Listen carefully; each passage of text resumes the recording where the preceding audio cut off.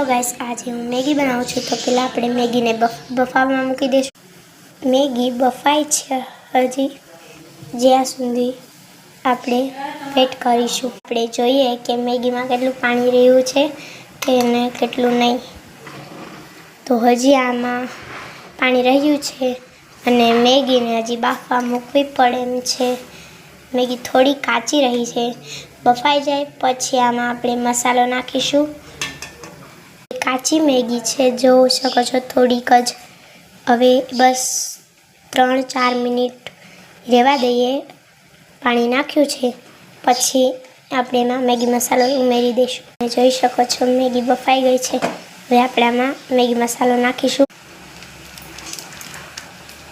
આ મેગી મસાલો નાખી દીધો। હવે આપણે આને હલાવીશું।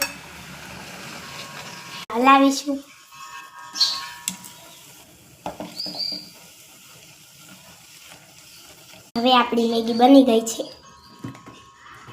આ મેગીને આપણે એક ડીશમાં કાઢી લઈએ।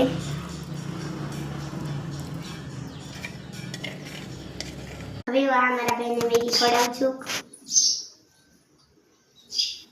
કેવી લાગી મેગી? મસ્ત।